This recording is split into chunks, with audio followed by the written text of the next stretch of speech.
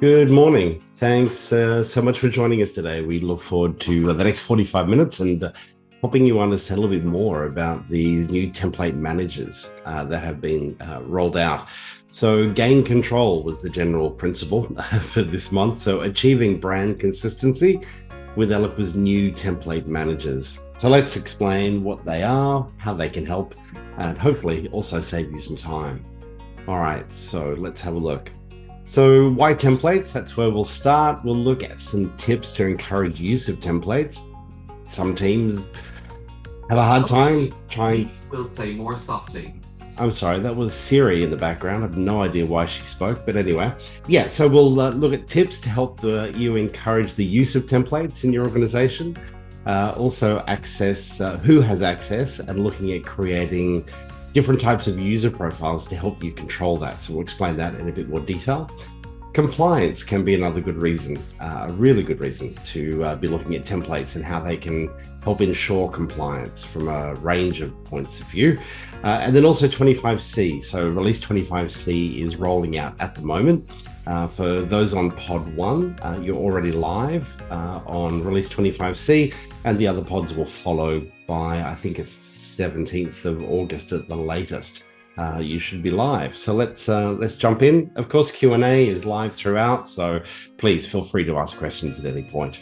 My name is Derek. I'm your host for today, and thanks again for joining us. Adrian Jones, our CEO and founder, is also on the line and helping me with Q&A. So please go ahead and keep him busy in that process. All right, so just some housekeeping. If it's the first time you've joined us for the user group, questions are really welcome at any point throughout the webinar, so please don't feel like you need to wait until the end of the session. All the webinars are recorded. You'll find a whole back catalogue of episodes on our blog at marketingcube.com.au/blog. Just, yeah, you'll find that there's plenty there. And please feel free to use the Zoom emoticons. Give us a thumbs up or a thumbs down or whatever you feel you need to help us to see if we're on the right track. All right, so let's get started and look at why templates and the new template managers. So I think the first thing to understand, I thought it was a good idea to look externally a little bit outside of the Oracle world to Litmus. Now, you may know who Litmus are. They're a pretty interesting company.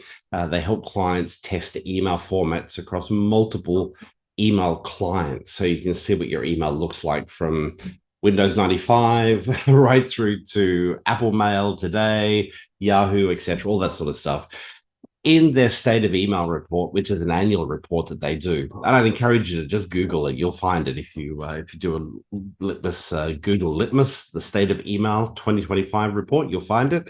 And the second point they make here is around the refreshing of templates. Now they're talking specifically of email templates. And it's definitely a combination of B2C and B2B. There's not a division there from memory in relation to that report. But they identify that high-performing brands set a quarterly email template refresh schedule. Now, how does that make you feel? When was the last time you refreshed your templates? Does it have to be on quarterly? Look, it really depends. I think in a consumer environment, that probably absolutely makes sense. In a B2B environment, maybe not as regular, but that's okay. I just wanted to bring that to your attention. I think it's something that we should all be looking at. It's certainly something I look at a fairly regular basis. We do tweaks and refreshes. Probably worthwhile thinking about doing a complete refresh. But anyway, I'll leave you to think about that for your organization. All right, so why use Eloqua templates? So the design editors, specifically email and landing pages, we've been doing this for some time. We've had the ability to create templates, and we've got template managers. And again, we've had those for quite some time.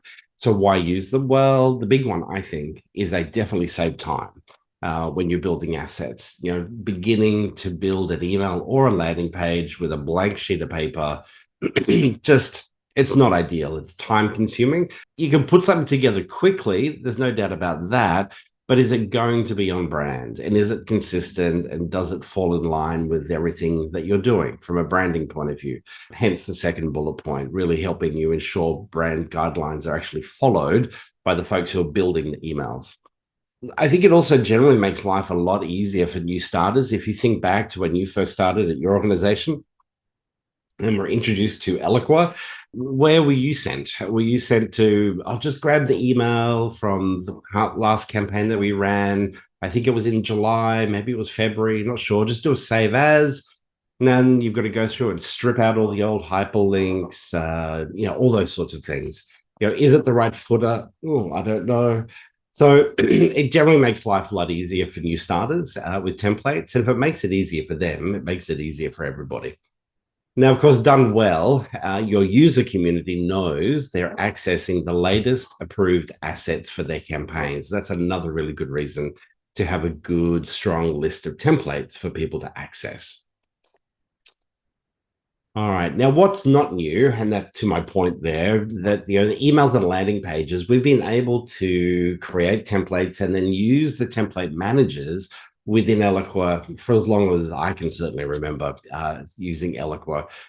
Big benefits, standardizing on branding or types of communication. So think about newsletter type of communications, think about event comms, think about product releases, think about nurture campaigns, different types, right? And so those emails, those templates are in place, and they've kind of got the basics down, and it gives you a leg up so that you're not having to start from scratch. From that point of view, you've also been able to do that using the design editors and also from an HTML upload point of view. If you have an external agency potentially who might provide you with that, you can do the same thing and turn that into a template as well. Now, once you create it, you can also then tightly manage. So within the email itself and also the landing page, you can control certain components. You can lock down logos, you can lock down buttons, you can lock down calls to action. Different types of things can be locked down so that they can't be edited, as in removed or edited by people with some templates. So that's helpful as well. And of course, it's about maintaining consistency. People generally are creatures of habit. If you look at the newsletters that you get and that you digest and that you enjoy, hopefully they probably come in month to month or week to week, depending on the frequency. And they're fairly consistent in the way that they look. You know that if I scroll down so far, there'll be these type of articles. If I scroll to the bottom, I know I'll find links to this, this, and this. That people love it. People love consistency, generally speaking. We can use imagery and great headlines to kind of spice things up and make them look a bit different. All in all, people love consistency. I'm sure you've had feedback, both positive and negative, from people when you have made maybe significant changes to these things. Okay, so what's new? What's new is the ability to access a template manager for multi-step campaigns, segments, and also the form design editor. Now, why is this important? Or why is this helpful? I think this is helpful because these are complex, more complex kind of components sometimes than emails or landing pages. When you think about a form and the types of forms, so think of a contact form, think of an event registration, or a form that you might present thought leadership through and ask people to give you information. There can be a whole range of different types of forms.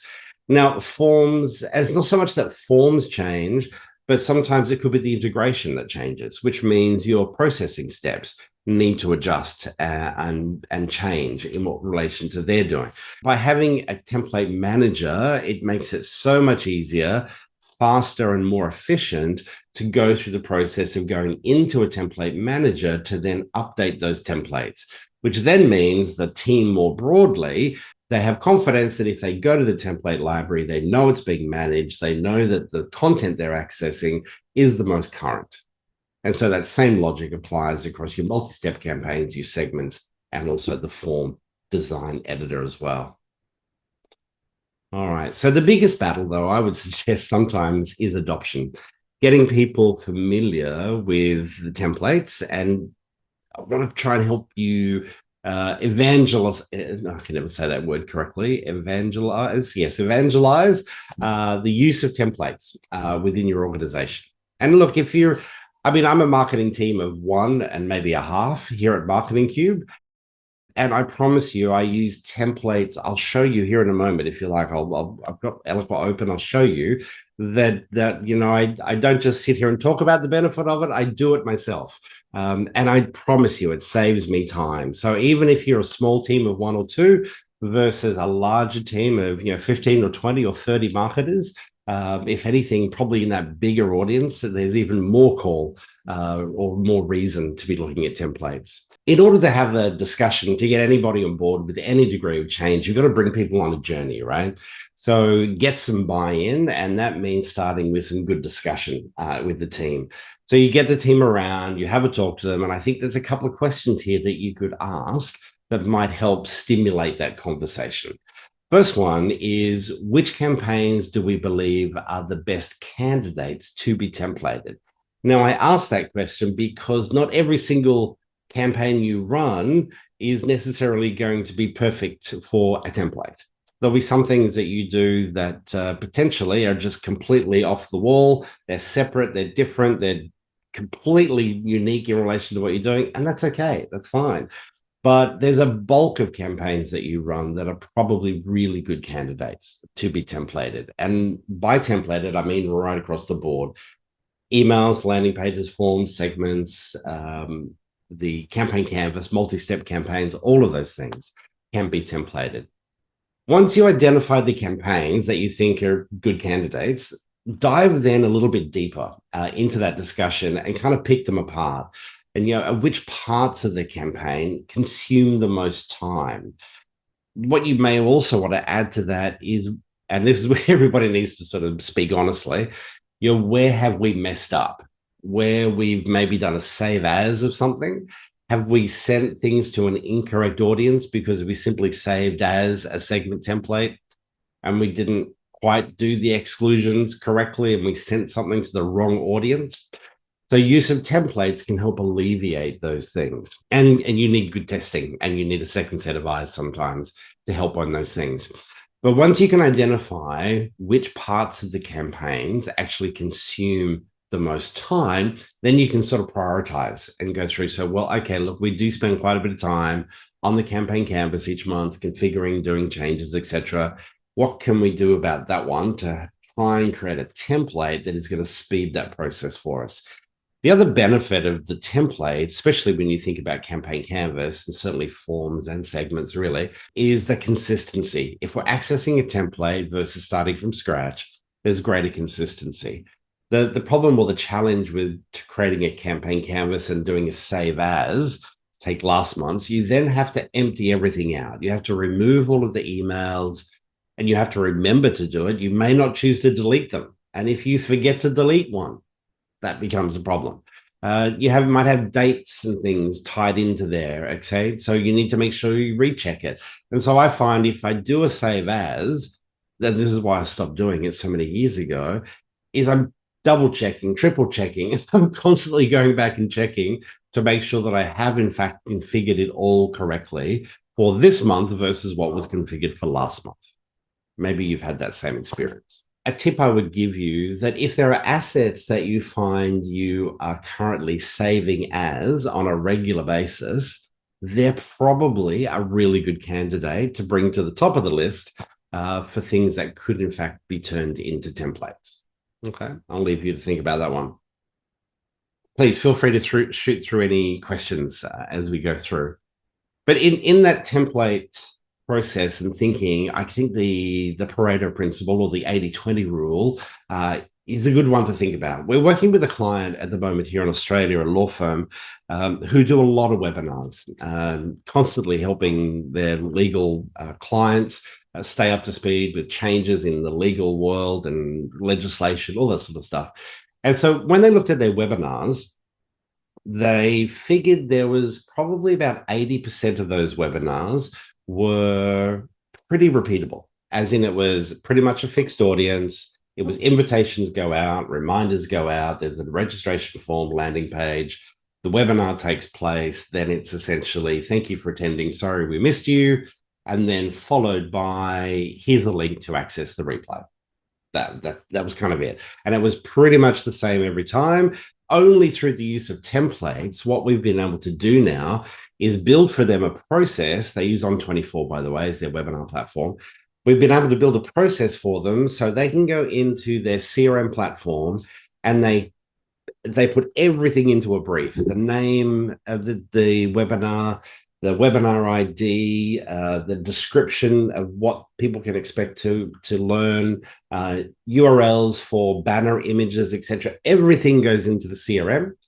And then Eloqua is just constantly listening and listening for dates. And when dates are met, as in this webinar is happening 3 weeks in the future, okay, bang, it grabs everything, pulls it all into an email, builds a campaign canvas, takes care of the landing page, the forms, and everything, and shoots them out.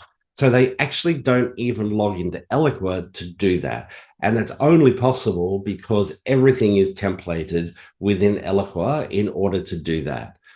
Pretty phenomenal, right? Imagine the time saving. So now the 20% they're using to dedicate to their more conference style webinars, where it's in fact maybe 6 or 8 sessions held over a period of 2 weeks. People can register for 1 or 2 or all 8 of those different sessions. And again, all the reminder emails, etc., and those sort of things go out. Still using those same templates, or maybe in some cases more modified templates, but they see that 20% of those webinars as their more high value audience and the more high value content that they're delivering. So just one example. Okay, so pick the right templates about which is really going to save you time. Where is the time saving? Identify the time saving, and that's your target for more effective use of templates. Okay, now the other key thing to really figure out is that you need them to be living templates. By that, I mean, don't set and forget. Make sure you have a process in place, a process to review the effectiveness of the templates, listen to your user community, get feedback. If they're accessing the template and then they're constantly changing things, then maybe the template needs to be updated to avoid that process.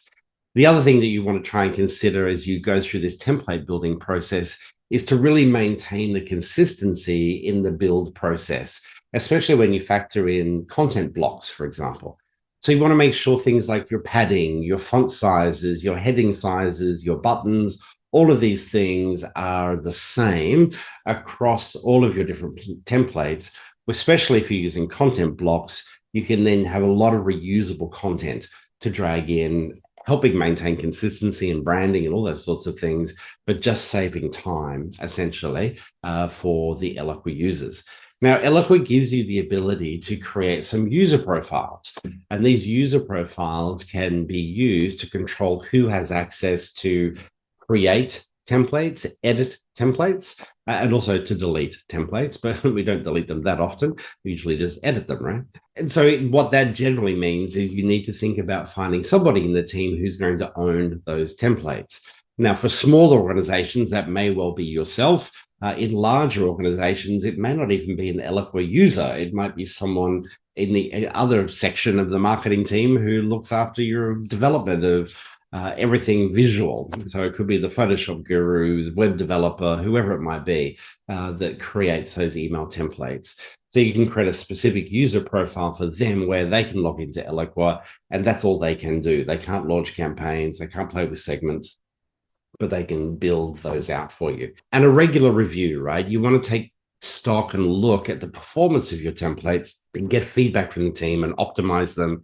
Get some sort of a process in place, lock it in people's diaries. Is it every 3 months? Is it every 6 months? Whatever it is, just don't let 2 or 3 years go by and not have done anything.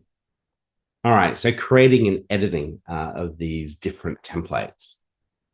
So some considerations when you think about the build process. Now, we've been able to do this, as I said, with emails and forms for a long time. It's really emails and landing pages for a long time. It's really forms, multi-step campaigns, and segments that are the new ones from a template manager point of view. I think part of the reason for the not so good adoption of templates in these 3 areas is because there was no template manager. It just made the process of updating the templates a bit clumsy, and not having some central person or couple of people to kind of own them is probably the other side. So that's not an Eloqua issue, that's a personnel issue, right? With forms, some of the things to really think about is the attribution and details so you can get greater consistency across your templates. You want to think about progressive profiling and really maximizing that as a feature. I've only ever really seen clients have success with progressive profiling when they use templates. If they have to try to remember to add progressive profiling to forms, just doesn't happen. There's no consistency to it. Definitely use of templates and progressive profiling is a winning combination.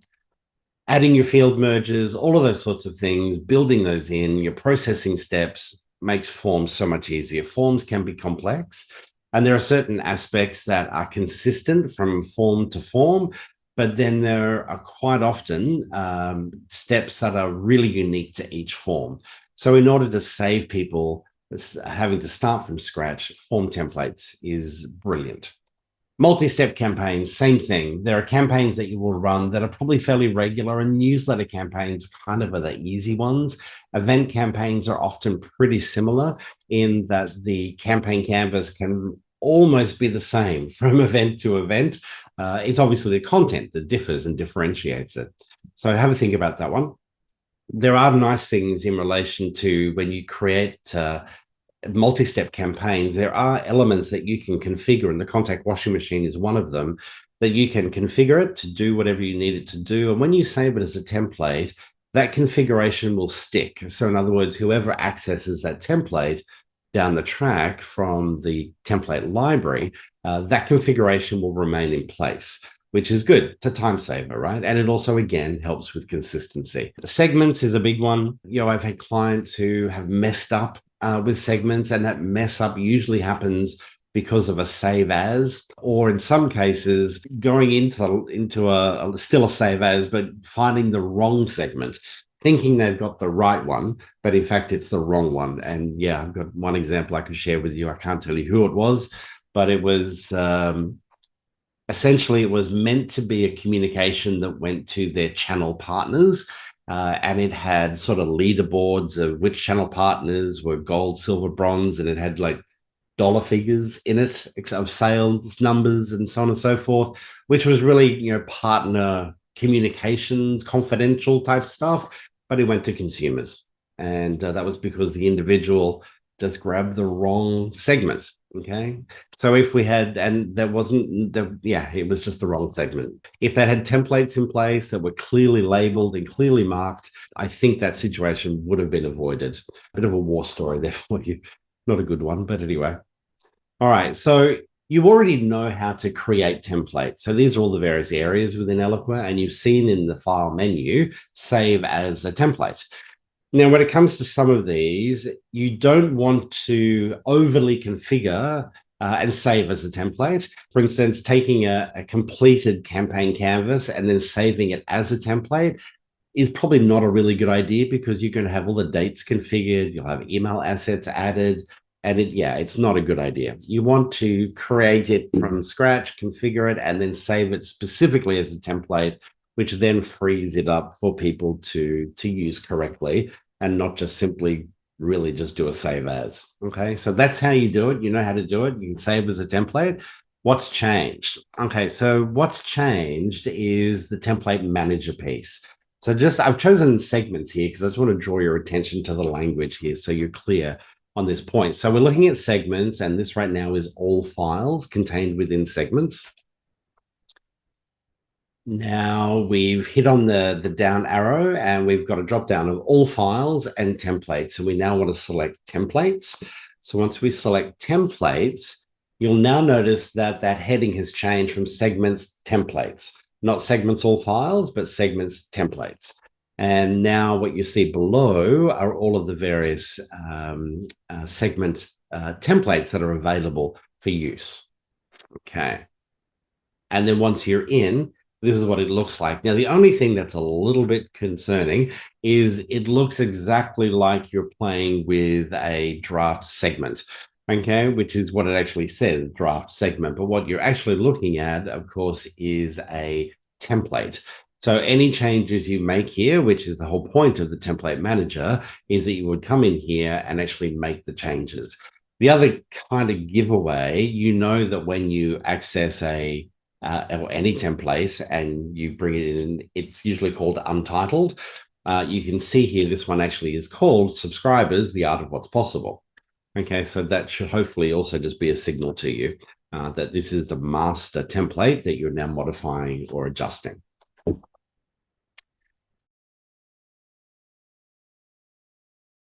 All right, so what we want to try and do here is give a little bit of control to maybe a smaller group of people, okay? So we don't necessarily want everybody in the organization having access to the template managers. That can be a bit messy. I have seen, newer clients who maybe are not so familiar. They would go into the template manager, start modifying it because they thought they were building an email. Well, no, they weren't. They were modifying the master, which was a bit of a disaster. All right. And then wonder why they can't find their email because they never created it. They were just modifying the template. You certainly want to make sure that there's a little bit of control over who has the ability to create the template and also, very importantly, modify that particular template as well. So, as I said there, look, an all-in or everyone has access approach can be a little bit messy and a bit perilous. We can help you in that process. There's one thing we do for clients is create user profiles that are a little bit more bespoke that they may need. And so we can certainly assist you in that process as well. So depending on how large your organization is, the numbers don't really matter, so to speak. I just find with larger organizations, sometimes the requirements are a little bit more complex in relation to what's required. So if you need some help or would like some advice, please reach out to us, support@marketingcube.com.au, and we'd be happy to assist you in that process. Now, compliance, the reason I raise the compliance concept is, and we have clients, we have a number of clients in financial services, from banking to investments to stocks, etc., sort of across the financial services space. And the other one is law firms and real estate. And some of these companies, the small text in the footer of the email sometimes is greater than the actual email message itself. That's okay. That's okay. They have to do it. It has to be done. And it is important that the right information is attached to the right email. And so if you've been using Eloqua for a while, you'll know that you can select an email group, and then you can associate the right email footer to that. So it comes in by default, etc. Again, through good use of templates. If you're doing a save as of an old one and you adjust the email group, nothing changes in the footer. So you have to remember to change the footer in that point. So again, another negative to why we don't want to save as. We want to access from a template, so things are as they should be. So legal terms can change, and they do change, and then they may change from footer to footer or campaign to campaign. I've seen links to privacy policies that have moved for whatever reason. Maybe there's been a website refresh and somebody's still dragging out an old email from 12 months ago and doing a save as, and of course it's linking to a place that doesn't exist, etc., all those sorts of things. So there's just so many reasons, certainly from a compliance point of view, as to how templates can help you keep the whole team up to speed and everybody's on the same page, and we're delivering a compliant experience as well. So have a think about that. Certainly from the point of view of segments, exclusions. I literally sat in a meeting with a client the other day, and they serve the Australian federal government, and a particular department said, look, we don't want communications from your law firm, or our client was a law firm. We don't want you communicating with these particular people within our organization, which was like a whole department, etc. So that's fine. They're able to accommodate that. They came back and they created a segment, were able to use some codes for identify different things, but they updated the template. Okay. So that it was hard and fast. It was in the template, and that particular client is really good at using segment templates. They do not do save as. They create new segments each time from templates, and just delivers a far more consistent experience. So just some advice and something for you to think about there. All righty, so let's jump in. We've got a little bit of time left. Let's jump in and have a look at some of the new features with release 25C.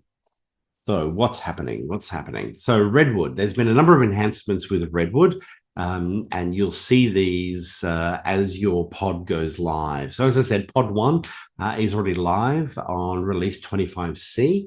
And the new signature layout, which you've got here on the screen, if you're using the new dynamic content editor, this will look familiar to you, similar type of experience. The other one, which I think is a really nice one, is the new thumbnail view for images in the Launchpad as well. It's sort of a much like a nicer, a bigger thumbnail, if that's the right term. The other thing that's been added here, which is not articulated really well in this visual, is the dependency construct. So if you've been playing around in Eloqua for a while, you'll know that as you go from forms to landing pages, etc., that you can find dependencies. So you can go to a form, look at the dependencies, and you can then see where that form is connected to, which landing pages, which campaigns, etc., all that sort of fun stuff, and can be quite helpful for a range of different reasons. Now you'll also have that same ability here in the image library, which will be good. Then we also have, for those who are using the simple email campaign, the new audience counts are visible when drafting a simple campaign. This wasn't the case previously. So you can see now, you can see the 12 contacts sitting there in that particular audience area of a simple email campaign. The next one is on the contact. So on the contact, within Redwood, you'll know you've got this fold out experience that happens. What we've also got now is more information. So when you're looking at some of the activities of an individual, you would see some information and you can click on view more. What they've now done is kind of expanded that. So it now folds out, it fills up more of the screen, and will give you more granular detail in relation to what was going on. I used to find, or I found since Redwood arrived, that I felt like I was spending more time in Profiler sometimes to get this view, whereas I feel like with this change, I can probably get the information I want now there on the contact without necessarily having to look at Profiler. That's good news. And for those of you who are on pod one, that last point, the new sign in progress messages, depending on where you are and which pod you're on, some have been, well, the Redwood has been a bit slow, sometimes in loading. I find it differs, but you would just get a white screen. Now we actually get some messages to tell us what's going on, which is good. I mean, I wish it was faster. It seems to be getting faster. I feel like it's faster, but now I can see, well, okay, it is actually doing something. It's not just hanging, which was a frustrating feeling. So at least there are progress messages now to tell me that it is working, it is connecting, etc., and it's loading in front of me as well. So that's good news. Now, I'm curious, actually, maybe you can just give me some thumbs up. Who has turned on advanced intelligence within their organization? It'd be great to understand. So keeping in mind, there are two pieces to the advanced intelligence. There's what they're calling the classic AI, and then there's the expanded or the generative AI piece. And that's what we're focusing on here, is the generative AI piece. So and now available in multiple languages: Arabic, French, German, Italian, Portuguese, and Spanish, and English as the default. And you can see there two different examples. If you've been using Gen AI product within Eloqua, you can see the first area up here under settings. This is within the landing pages, emails, and content editors. And then if you're using the Oracle SMS app, then this is the interface that you will be familiar with from that point of view. So good news. I think there's more languages. I hope there's more languages coming. I'm sure there is. Good addition for so far. Now, another one, this, if you've been using Eloqua for a while, you might be familiar with the concept of stuck records. So if you look at the campaign canvas with all the little dots on the different steps, showing you the number of people at different stages on the canvas, sometimes people can get stuck. Hence, we call it a stuck record. And if you double click on the number and then scroll all the way over to the right-hand side, you can see when the next evaluation period is going to be. And if that next evaluation is blank, that's a stuck record, okay? Now, sometimes when you had a complex canvas in play with people in various stages, it was very difficult to identify who was stuck and who wasn't, okay? So what's changing here is you will now have the ability within the campaign launch screen, but also within the campaign itself. So under the actions menu or in operational reports. Let me show you what that looks like. So if we're looking at the launch screen, the actions menu is this one over here. It's always on the far right-hand side. And now this screenshot that I'm showing you doesn't have it listed. I don't know what they're going to call it. I assume it will be called stuck records, maybe. Maybe that's what they'll call it. But it will appear in this actions menu that you can see on the left. Then if you're in the canvas, you can go to your operational reports area. And again, they've said it will appear here as well. So just as audits, email stats, entry and exit reports, then perhaps stuck records will be another one. I think that's going to be a great time saver. The other thing that you'll be able to do apparently is export it as well, which you can do with most of these operational reports as well. But again, you'll be able to export to Excel should you need to, or that would be helpful. I just think it's going to be so much easier and faster to see. Now, the main reason you get stuck records is usually when there's a third-party app involved. So think about third-party apps with, say, your WebExes, Zooms, On24s, etc., where there's an API connection happening. It goes outside of Eloqua through the internet to a third-party platform, etc. And it's just the reality of things. Sometimes those connections are down for whatever reason, and that's where sometimes a record can become stuck because the communication has been severed for whatever reason. Often they're restored and it all moves on beautifully, but occasionally it doesn't. Okay, that's what the stuck record report will be really helpful for. All right, app updates. If you're using the new Eloqua guided campaign app, the send time optimization feature, again, if you've got the classic AI turned on your instance, and just to be really crystal clear, remember this stuff's all free. Okay, included in your subscription. So if you don't have it turned on, you simply need to log a service request with Oracle to get that turned on.